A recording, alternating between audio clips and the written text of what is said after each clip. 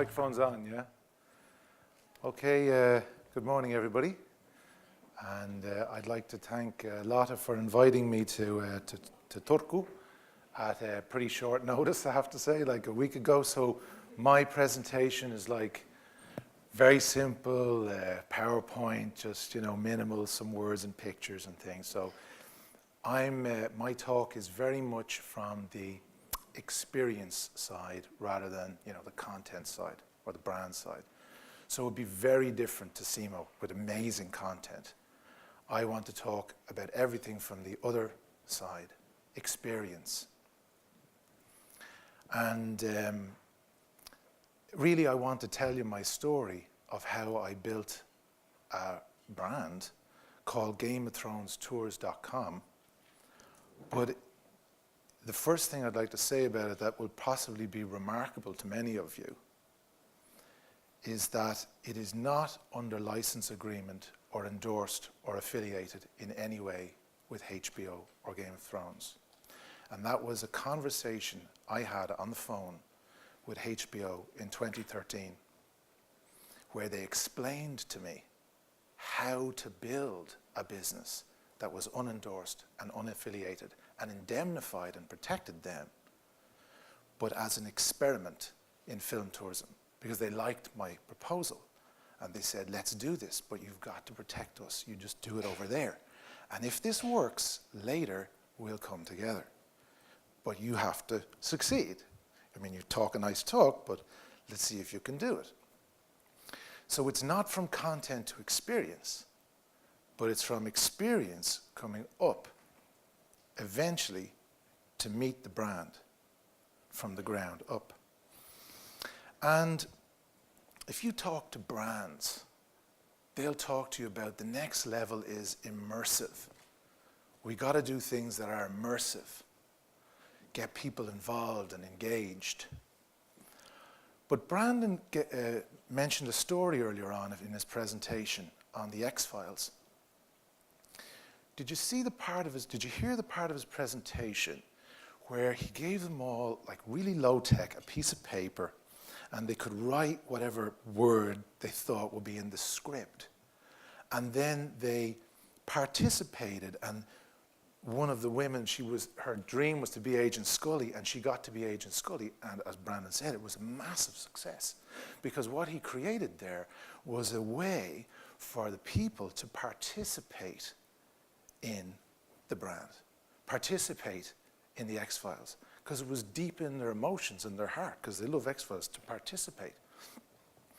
So my story is how I explained to HBO that I wanted to create a tour company that would allow people to participate in Game of Thrones. And they said, wow, that's really exciting, but you've got to protect us. So here's how to do it. And so this is what my story will be today. Before I start, the title is the Megatrend Toward Local Experiences. So that's for all of you involved in, because I believe many people here today are involved in tourism or, you know, tourism business development.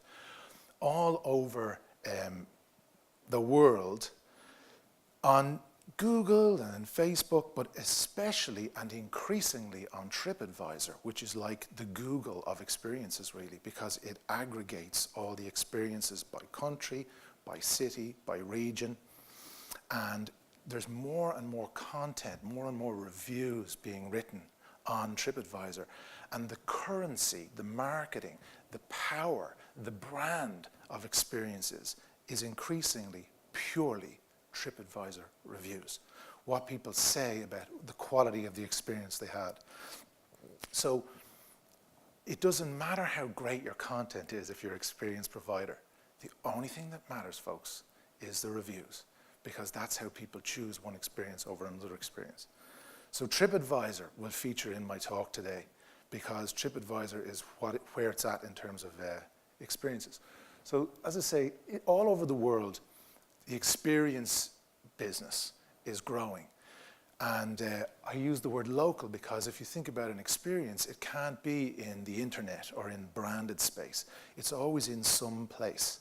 So you think about when Disney creates experiences, they're in Anaheim in California, which is a specific place and you have to go there, or they're in Orlando, which is a specific place and you have to go there, or as I'll mention in my talk, they're in the deserts of Tunisia where the sets are crumbling and falling apart and nobody goes there. So they didn't focus on that location, but they did focus on Orlando and Anaheim. So all experiences are local. So I'll talk about the megatrend toward local experiences. How do I, next one, this one, is it? Yeah, okay. So just some very basic stats. That's the name that I bought for $10 US in 2012 when I came home from the pub after like 4 pints of Guinness. I had been talking to a friend of mine, he works on Game of Thrones season 1, and he's a photographer of all the locations, and he said, look at this one and this one and this one. And I watched season 1, I guess, previously. And I said, wow, yeah, I remember that scene where they found the direwolves. And he said, yeah, that's in Tollymore Forest. Now, I'm a tour guide. So I went, someone has got to run tours to Game of Thrones. This is going to be a thing. So I went home from the pub and I bought GameOfThronesTours.com for $10 and .org and .net, you know, and .co.uk and whatever. It's like 40 euro or something. And I wanted to build it, but I knew I was probably going to get in trouble with the brand, right? You know, I got to talk to the brand. So I live in Dublin rather than Northern Ireland where it's filmed. And I thought, well, the first tour, because it's going to be easier to fill a coach to visit these film locations, ought to start from Dublin. So I contacted the Dublin Tourist Board and I said, look, I'd like to do these tours in Northern Ireland. It's the TV show called Game of Thrones, which nobody really heard of, you know, working in tourism at the time. And I need to probably talk to the brand before I use their name. And they said, look, it's filmed in Northern Ireland. They deal with Northern Ireland Screen, which is a UK agency. Honestly, if you have some issue, I think you should probably just contact this HBO yourself. It's up to you. So I looked on the Intellectual Property Office of the European Union and the United Kingdom, and I noticed that the words Game of Thrones and the logo were trademarked in 5 or 6 what are called NIS classes. There are 45 NIS classes for intellectual property. They had not trademarked Game of Thrones in numbers 39 and 43, which are tours and tour-related activities. So I phoned the law firm that registers the trademarks for HBO in Europe, a firm in London, and I phoned up the office manager and I said, listen, what I said, when I think about what I said in 2013, it's so insane, but I said, I've bought GameOfThronesTours.com on the internet, and I would like to trademark Game of Thrones Tours as a brand name in the European office of the Harp because it's €400 to trademark it in 39 and 43, but I don't think I can do this without talking to you. And he said, the office manager said, and the manager says, can you write that to me, and can you write exactly what you just said in an email? So I wrote that email to him, and then the next day I got an email from the Tourist Board in Northern Ireland that said, we would like to talk to you about the development of any tours from Dublin. Don't do anything, please do not do anything until you talk to us about what it is you want to do. This is the Tourist Board from Northern Ireland, because obviously filming of Game of Thrones is very secretive in Northern Ireland, and this email had been brought to their attention. But then very interestingly, about 10 days later, because I was going back looking at any developments on the intellectual property, lo and behold, HBO had trademarked it in 39 and 43. And literally 2 days later, I got a phone call from New York, the IP president of anti-piracy and litigation. Okay? And she said to me, Rob, first of all, I'd like to thank you for respecting our property. And I said, sure, I shouldn't say her name, sure, I see you trademarked it there. Is this bad news? I have another name, like Ice and Fire Tours, you know, what do I do? And she said, first I got some good news for you. You can use the name, but obviously you can't trademark it, it's our trademark. But we will allow you to use the name. But there is a few conditions I'd like to talk to you about. The first one is your logo looks like our logo. She said, I want you to change the logo so it looks sufficiently different from our logo that in a court of law, I can't, in IP terms, I can't send you a letter to cease and desist or stop. So just build it different from us. And then you can't use any screenshots or anything like that from our show because, and she went into 2 hours we were on the phone. She said, you understand, Rob, people will think you work for us and that will get us in trouble. And that would be difficult for us. Then we would have to send you letters and it would go bad. So if you would just not use the screenshots, then you can build your tour company. And she said, what exactly is your plan? I had written it in the email, but she said, tell me again. I said, you know, over in the Tower of London, the beefeater wears all the costume, and he does all these funny jokes, and everybody thinks it's ha-ha, and everybody goes to get a photo with the beefeater, and it's really, really slow. It takes a long time. I said, I have the idea, wouldn't it be amazing if everyone wore a beefeater costume? And they could all be the beefeaters on the Tower of London. They'd all take selfies all over Facebook. But I guess you couldn't do that with beefeaters because it's an important role. But on a Game of Thrones tour, I want to give them all cloaks when we go in the forest. So they're all like the Starks, because we're going to the locations associated with House Stark. So if I wear a cloak as a guide, they're all going to want to take selfies with me. Just give them all a cloak. It's just more efficient. And it will look great for photos and for marketing. And she said, that is so exciting for consumers. So she said, you build a local experience separate from our brand. These are the conditions. And on your website and on your brochures, you are to write that you are not endorsed or affiliated or sponsored by HBO nor anyone working on Game of Thrones. I said, Stephanie, I cannot tell you, lawyer, I cannot tell you how much of a weight you've lifted off my shoulders. And like, this is amazing. And she said, we don't have any license agreement with tours. Not The Wire, Sopranos, Sex and the City. Because people could have a bad lunch, the driver is smoking. Like Brandon said, the guide says a bad thing about LGBT or something. She said, there's so much risk and there's so little reward really that we just don't go into tours. But we're not out to be mean and stop you from doing tours, but please just protect us, but we like your idea. So we wish you every success. She wrote me an email. I wish you every success. If you have any further questions about IP or getting in trouble, you call me, you reach out to me, that's her term. And I wrote her back an email. I said, I will not attempt to trademark Game of Thrones in any category or anything like that, you know. So we left it at that. That was mostly done on the phone. So that's the slide associated with what I was just saying. So we had this, she called me, and we had this, would it be a license agreement or would it be fan-generated content, where I have a fan logo and fan photos and fan landscape imagery. It's all from the fan side, which is to say, not the brand, the fans, the participation of the fans. So we keep the two streams separate. The brand is protected, but the fans have a way to participate in the brand. Now, this is just a very basic remark. You know the way all of these social media platforms exist, and content is being piled up all the time on all of them, and they're becoming frighteningly big, like Facebook and so on. But this trend of adding content will probably continue on many of these platforms for a long time. Obviously, Google Plus is going to go out of existence, but Facebook and YouTube, I don't see it happening. TripAdvisor has only recently formed the experience space. They acquired in 2014 an American company called Viator. And increasingly in cities where there are a lot of experiences, TripAdvisor does not display companies and their reviews. It displays products that are registered with TripAdvisor that you can book for and it costs 20%, and you pay 20% commission to TripAdvisor. So they have a business model where in London or in New York or in Dublin or in Reykjavik, all the tours, all the museums, St. Paul's Cathedral, the Statue of Liberty, the Louvre in Paris, it's all got a yellow book now button. And people are hitting the yellow book now button and buying their ticket to the Louvre or whatever. And TripAdvisor collects all of that money and gives 80% back to the Louvre on the first of the month, for example. So this is the business model of TripAdvisor. And all experiences are wrapped up in this. In large cities, everyone must subscribe to TripAdvisor or essentially be vanished off TripAdvisor, and it's the kiss of death for an experience company.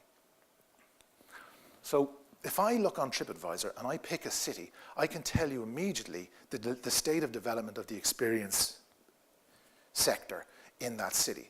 And Reykjavik, I just gave as an example there, is stunningly developed. There are 387 tour companies and an enormous number of tours.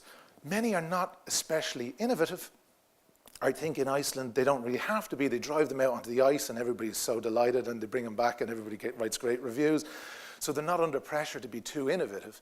But they certainly have a thriving tour sector. Tours are only one subsector of experiences. You know, you've got escape rooms or whatever else, museums, but they can all be categorized as, on TripAdvisor, it's known as things to do, or increasingly the terminology is experiences. I noticed Turku is not very busy in terms of the number of people who are registered on TripAdvisor as tours, just tours now. And none have the yellow button on Viator because they're not under pressure to do that. If they were in a city with more tours, the way TripAdvisor would display that city would privilege those who are registered with Viator. So that's how it evolves, experiences in a city. On TripAdvisor, there's all of these experiences. And one type of growing experience is some form of popular culture that is combined with a tour. So I'm an example, you know, Game of Thrones being a TV show and a tour. So most tours, let's say in Ireland, you visit the Cliffs of Moher, you visit a whiskey distillery, you visit Giant's Causeway. It's not connected with popular culture. But you've got more and more Outlander in Scotland, out of Edinburgh, tons of tours. In Ireland, in Dublin and Belfast, Game of Thrones. So these are structured fantasy tours, but there's two types. If you go onto TripAdvisor, you'll find two types all over the world. One is brought to you by the brand, so corporate execution of the experience. One thinks of Disney World. The other one is this curious new phenomenon, like I'm describing my company, a local execution of the brand. Non-hegemony means not having the resources of the brand to bear down on the customer. It's easier, folks, for the fans to participate with the little guy. When they go to the big guy, they know they're just giving money to the brand and they walk around and, you know, they go through the gift shop and then they go. Right? So that's usually how the brand creates experiences. And the immersive is like you push a button and snow comes down, or you put on a VR goggles and the next person does it. So that's how brands deliver experiences. And the little guy has more room to be creative because he's not using the resources of the brand or taking risks. He's taking risks with somebody else's property. So there's Disney. The Magic Kingdom Park, I would have thought that that was number one on TripAdvisor in Orlando. It's number 6. Number 1 is Harry Potter's Wizarding World. So Magic Kingdom has 64,612 reviews, 72% of which are 5-star. So there's a lot of people going to Magic Kingdom and saying, I brought my kids, it's crowded, you walk around as Mickey Mouse, I didn't really like it, 3 stars, some 4 stars. So it's brought to you by Disney and they're known for their excellent qualities of execution of experiences, but nonetheless, people can sometimes be a little bit critical to the brand, 72%. This is the set of Hobbiton in New Zealand. Many of you may know the story that Wingnut Films, which is from New Zealand, filmed the original Lord of the Rings trilogy, and they let the set of Hobbiton fall into disuse and dereliction. And fans arrived from all over the world, and it was, frankly, a disgrace for the fans. So when they filmed the, so to speak, prequels, you know, the Hobbit films, they rebuilt Hobbiton, and now it's a tourist attraction. It only has, I say only because I'm surprised it's only 7,601 reviews, 72% of which are 5 stars. Now, this is my tour company. They're at the Iron Islands in Ballantoy. Obviously, this is what I meant by participation. We open up the bus, we give them all the cloaks. The guide is a guy with a beard who was an extra in Game of Thrones for like €90 a day. So his wife is delighted. I'm giving him like €200 a day, you know. So he totally works for me because his wife, it's the only job he can pretty much do. So the people love him because he's just a regular dude with no money. He's probably got less money than anybody in the bus. So he's a great way for people to participate in Game of Thrones because on his tablet, he's got there's me as this Bolton guard. One of my guides is the first guy to lift a sword and say King in the North when Jon Snow becomes King in the North. But you know, behind the screen of glamour, he's just a guy. He hasn't got any money. So now that this film is over, the TV show is over, we got a job for him, bringing some of his glamour to the tours. So because the guys are in Game of Thrones, when they offer them, the customers, the opportunity to participate on location, the customers take up the offer. We also use what's called screen framing. So when we arrive at Ballantoy, we hold up a screenshot of Theon being baptized and we play a tablet clip. So that aids the immersion or the transportation of the customers into the world of Westeros by seeing exactly how this location was used, using a screenshot and a tablet clip.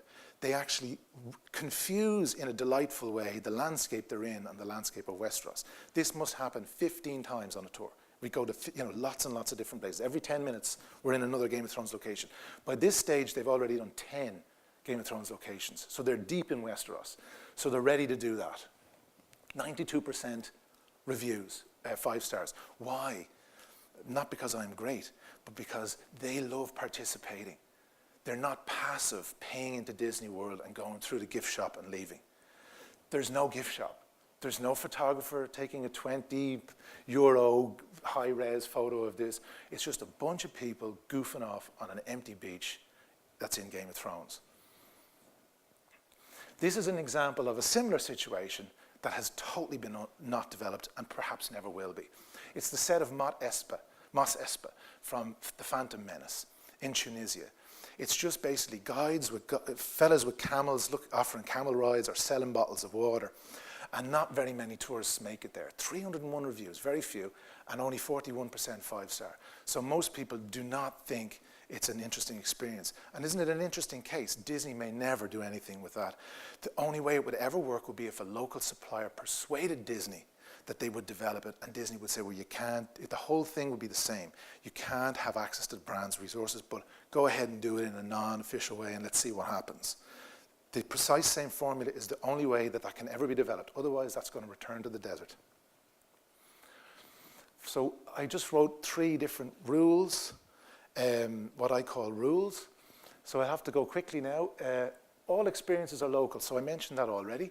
There's no such thing as a brand experience in the internet. It's not an experience. It has to be in some place. It's self-evident when I say it, but you've got to pick the place you're going to do it. If it's a film tour, the locations themselves will determine the itinerary. Otherwise, you've got to think about the relationship between the content and the locale, because the experience is always rooted in a place. And you want to try and create an emotional connection with that place. So in my case, it's Northern Ireland and Game of Thrones, Westeros. We want people to think about Northern Ireland as Westeros. So this is the case of Northern Ireland. So this is the image that, do you imagine Northern Ireland like this? Those murals are still there. On TripAdvisor, there's 2 tour companies above me, and they both are guys with the tattoos who were in the conflict, like they were released in 1998 under the peace agreement, and some of them are bad guys. But they do taxi tours, and they bring people around and show them all the murals, and those murals are still on the walls in Northern Ireland. So it would be entirely reasonable and accurate for people to imagine Northern Ireland in this way, or maybe this way. So the others was the British side, that's the Irish side. Or maybe you think of Northern Ireland as just a kind of a part, and it's really just Ireland except a different bit. And there's a city called Belfast, and otherwise I don't know. So that's a normal way to think of Northern Ireland. But we use landscape photography, no HBO IP. That is the set of, well, it's a ruined castle, but it was used for Harrenhal in season 3. It's called Dunluce Castle. Very few tourists before we started bringing them there.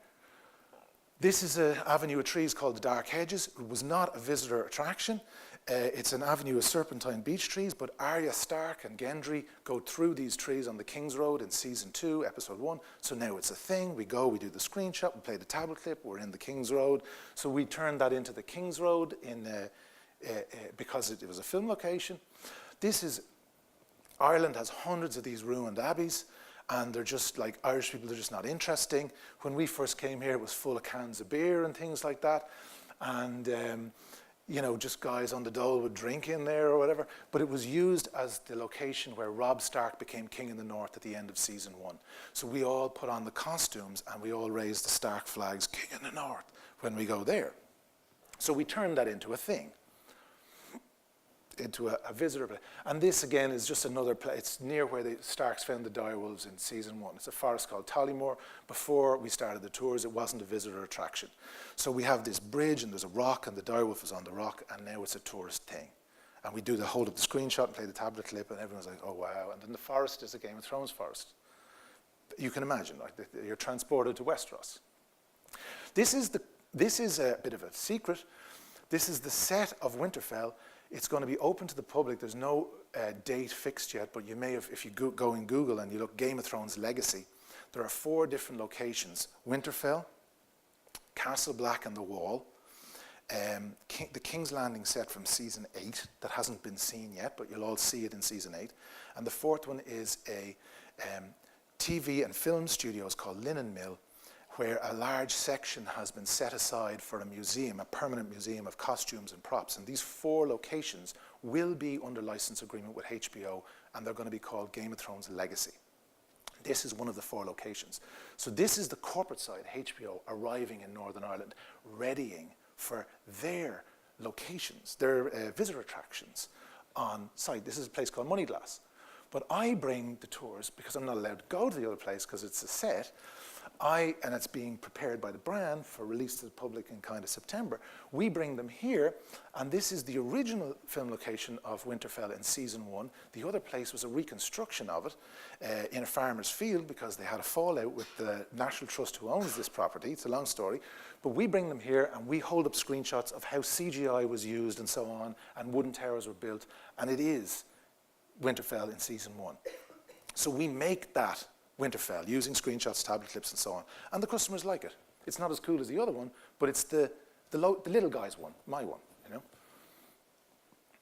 So I mentioned this already. I don't need to labor the point. Let people participate. People don't like to be passive consumers. That's why Disney World increasingly has interactive. Everything has to be interactive, because otherwise you just adore Mickey Mouse and pay in, you know. So participation is key to let people engage with the brand. And Brandon gave us a great example of how they filled out the forms and they participated. They wrote their own X-Files script, and then they even enacted it, and they were giddy with because they were participating. And when they participate, they are active. So they can take photos, they feel proud that they're doing this, and they're happy to show their friends because now they're in. They're participating in the content, they're participating in the brand. There's something to tell everybody about. And then they will create content for you. You don't need to market anything. They write your reviews and market for you. They take photos and tell everybody. There's a cool thing, it's an experience, and you get to participate in this thing. And they go crazy with Facebook for you. And Instagram and whatever. So this is that ruin we saw earlier on. Everybody's in costumes. These 2 doggies are direwolves in season 1. They come to my lunch venue. In this case, they came here, and I give them £60 sterling per bus, so it's £120. And they come in a little white van, and they own a newsagents. And 2 of the sons were in Game of Thrones. And the father has a huge, he's in the middle there, see, with a giant beard, and he's holding Ned Stark's ice there. That's a replica sword, by the way, made under license agreement by Valyrian Steel in Michigan, the United States. So the swords are actually, and the Stark shield, those are props made under license agreement. The rest of this is just a local goof of a non-brand experience. But when they meet the direwolves, it's very authentic. They're very much participating in Game of Thrones, but the brand is nowhere actually to be seen. No corporate in the Haunted Forest. Again, this is the forest that is north of the wall, where in the opening scene they find the wilding bodies in the snow and other scenes filmed north of the wall. It's just a forest in Ireland. You give them cloaks and we're in the Haunted Forest north of the wall. Photos on Instagram, #HauntedForest. They're arriving at a Stark location with a Stark banner. Now I'm starting to take risks. I'm not sure if I should use the direwolf from Game of Thrones. She hasn't sent me any letter. They kind of see that and go, it's just like, whatever. The people are loving it too much. You can't really say you can't use the direwolf. This is a map we drew. This goes on the internet. So we're more concerned about offending HBO. So do you notice that the direwolf is facing the opposite direction, and it's a different direwolf? If you get out HBO's direwolf, you'll notice that my designer did his own direwolf. So that was just, this was in the early days in case the lawyer had to say, can you change that direwolf? That's our direwolf. Can you do your own direwolf? So we just did our own direwolf. And that's how we reimagined that landscape in Northern Ireland as Westeros. And you see we use the names King in the North, direwolf pups, and so on. Again, the Iron Islands, we've seen this already. And we're way out there in Ireland, and we're nowhere near a license agreement venue that we saw earlier on that is being prepared. we've just got costumes on, we're participating in Game of Thrones, everyone's having fun, as you can see, and just regular folks who love Game of Thrones. What is dead may never die is a popular hashtag at the Iron Islands. This is a tour north that goes up, you can see probably at the very top, Iron Islands. So I mix Game of Thrones locations with Giant's Causeway, which is a real location. So I'm mixing Westeros names and real names. And then this is my last slide, really. Brands like HBO and locals, a tour guide from Dublin like me, should share. But I don't mean share in the sense of I ask them to give me their glamorous brand. Because as myself and Brandon talked about it last night, it is never going to happen, folks. They're never going to give you their brand. In a way, the only way it's going to work is if you have a great idea to build content, allow people to participate in this way, indemnify them, create your own content, don't rely on them to give you IP, but later as it grows, we may come together. There's a slide locals are terrified of the content owners mostly, understandably, and the content owners don't trust the local level because why would they trust you with their brand IP? So this is how it doesn't happen so often. And I'll finish by saying that recently they filmed one of my tours, the one we saw at the Iron Islands, with one of my guides on the bus. He's for a Making Season 8 documentary. And it's going to come out immediately after the season finale of Season 8. So they've put my tour in their documentary content. And recently they have an exhibition of costumes and props opening in Belfast called the Game of Thrones exhibition. And they gave me a ticket with their IP on one side and my name on the back, £2 off per person. So they're starting to come toward me. So there's this kind of dance happening. But to finish my presentation, I don't want to go under a license agreement if it means they're going to kind of tell us to stop with the swords and so on. I want to continue to maintain doing a fan side thing. And if we can do it under license agreement and I can still do what I do, great. But if it's under license agreement and like with Brandon, they say, you can't say that and you can't say that, you cannot do that, you cannot, then I'd say, listen guys, you're going to wreck it. And I think they understand that. So that's my story of how I built a company without any IP. And at the end, the company came to me. We're coming together for a conversation now. So I think that's the end. There's one more slide. I just mentioned popularity of sci-fi and fantasy with kids. They go nuts for it. So anything sci-fi and fantasy with costumes is always going to succeed. So that's all. Thanks very much. Thank you.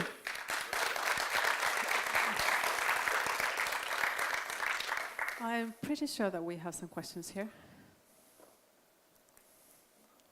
I said I'm sure that we have some questions here.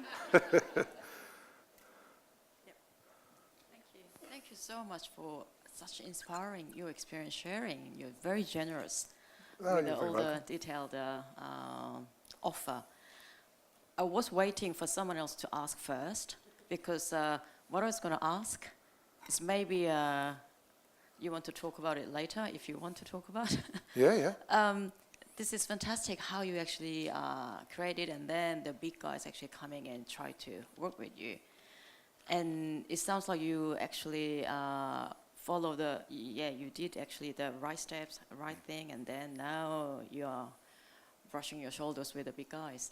And my question, you might actually not fully finished the plans as yet, but you're in Dublin and you're doing the tours in Northern Ireland, and you know what I'm going to ask: how much are you prepared with Brexit issues? Okay. How much are you going to? This is why I wanted to leave this question last. It's a good question because I think to get a little bit technical, which isn't really technical.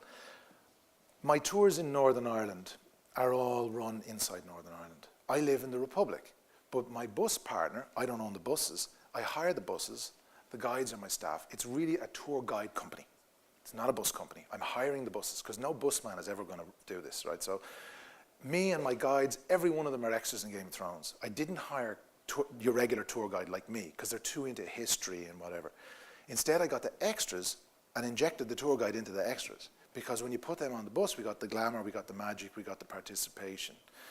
So I hire the buses in the north. So all my tours is like 21 buses a week in summer inside Belfast and Derry in Northern Ireland. So that's not going to be affected, except for people maybe don't want to go there anymore, right? You know. So there's this Brexit factor, but they're going to open these 4 sites: Castleblack, the Wall. It's all going to be open. So it's a fascinating thing, because it's like something really bad is going to happen in Northern Ireland, but I actually know something mind-blowingly amazing is about to happen in Northern Ireland. And so I have the same thought you have about that. But from the south of Ireland, my bus partner he's based in the north. He has approval from Dublin City to pick up the bus at certain points. And then we have approval from the Northern Ireland for where we visit all of these locations. And the bridging thing is what's called a European Union, it's called a community license for any of you involved in buses. In between European countries, you get a community license. If there's a hard Brexit and it's disorderly, that will be ruptured. But the Department of the Environment in Northern Ireland will understand it's ruptured and allow things to continue while we organise what the hell happens now that it's not in the EU. So that's the main thing that disrupts me. And ultimately, over time, there could be a border post. And in that event, I would present the passenger manifest and it would stop the bus for 5 minutes probably.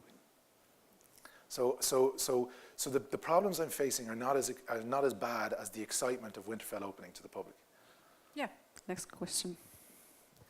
Thank you, Robert, for a very nice presentation. I'm very Susanna welcome, from Turku University of Applied Science.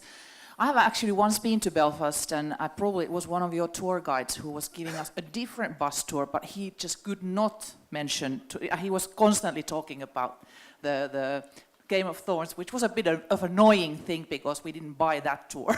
but I don't know. But my question is, how is the competition? Because now you come from Dublin. I mean, yeah, you guys are on the same island, but you still. Oh, very much so. Yeah. Oh, yeah. And then the second one is, how about the locals? You mentioned that you did have a contact with the local tourist authority. So how are they now looking at you? And how is the relationship That's a very there? interesting question, Susanna. As I say, I got a call from HBO New York. Basically, no one believes me. Okay, they think I make it up to give myself an advantage. But everyone notices I don't get any letters. And I have given talks about my company in the past.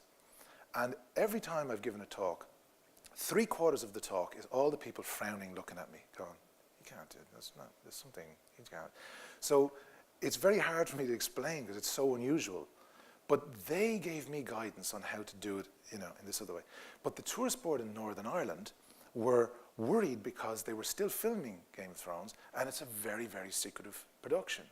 And I was hiring guides who were extras who know. I have guides on the bus now who've all worked on season 8 today, and they'll be on buses today who know everything about season 8 and could speak in the microphone about it, and HBO is nowhere to be seen, and they allow that. So a weird trust has built between me and HBO, and the tourist board is a little bit passive in this. They see it happening, and but they have not. It's been a radical case of no real involvement by the tourist board lifting me up. I have had to have tremendous dynamism and passion between me and my crew of guides in the face of an essentially frightened tourist board who are scared when they see me with flags or direwolves that I'm about to do something bad. And I'm like, this is going to be okay. Hold the line. We're going to come here. We're coming. And as I say, now they're sending me the tickets with the... So we're coming to a conversation. I honestly don't know how that will end. Will they request a license agreement? Will they, or what? But I know they don't want to get into buses, HBO, for the very reasons from the beginning. Tourism, coach tours, is toxic. It's dangerous to brands because too much can go wrong and there's not enough money in it. So the only way it could ever work is the same way they did it with Sex and the City and The Wire, is let them do it in an unofficial, unendorsed way. And if it's good, it's advertising for them. And if it's bad, it's nothing to do with them. So as I say, I built it from the 2 cities, knowing, talking to HBO, that most of the Americans are going to come through Dublin, in fact, because that's 30 million. So I kind of knew, being from Dublin, I had a bit of an advantage over the local bus tours in Belfast, who would be more reluctant to move down to Dublin, whereas I moved into Belfast from Dublin, if you see what I mean. Maybe time for one more there. Hello, Hiya. my name is Thea. I work as a Hey, Dave. idea development or whatever. I have two questions quickly. Thank you. You're welcome. Of course, the situation is now going to change because the last season.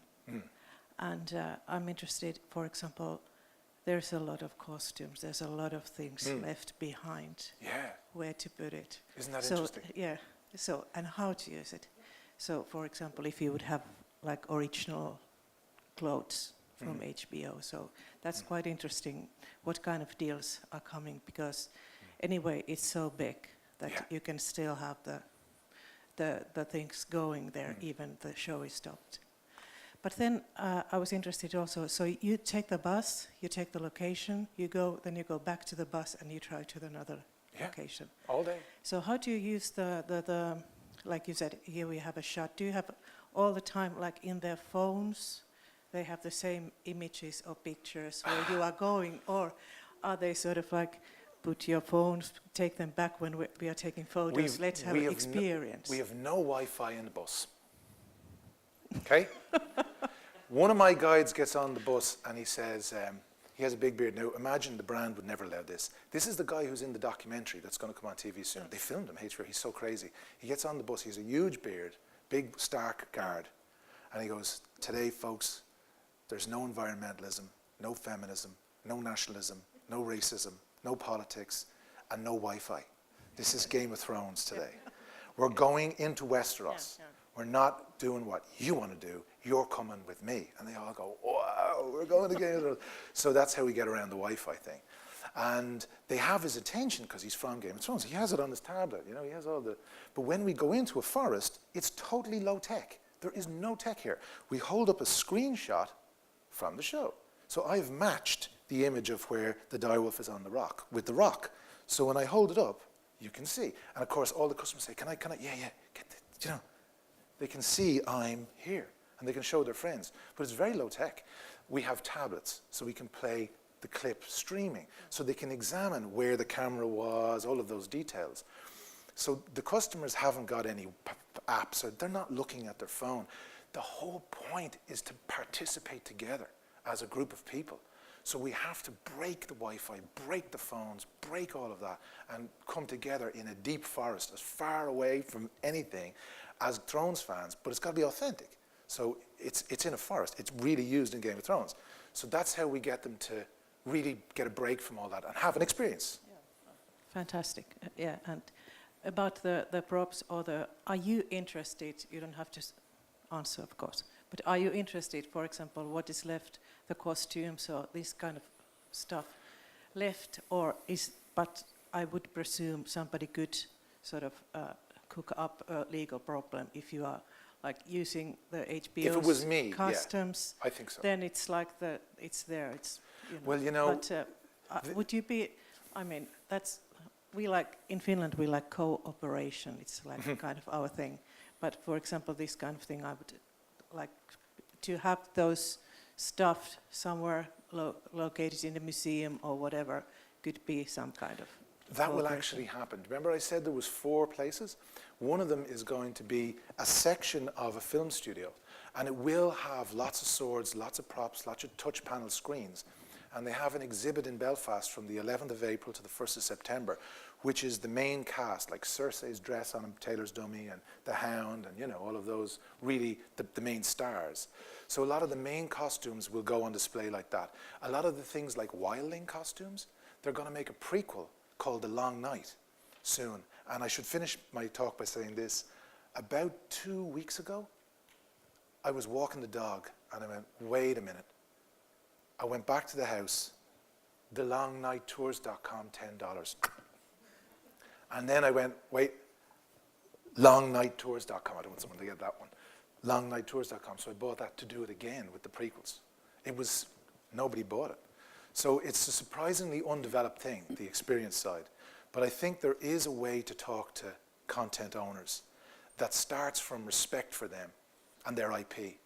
And I was so blessed that HBO were grateful to me, and they really actually helped me. So in my heart, I will never do anything against them, because they really gave me a chance to try an experiment and build something. So I'm massively grateful for them. But that's how it happened, not through too much entanglement early on, like moving into their house with their IP on day one, but first of all doing this for a long time until we could establish trust. Now I'm approaching you to That's the end. Thank Okay, you. Thank you very much for your this time, folks. Thank you very much. presentation. Thank you, Rob.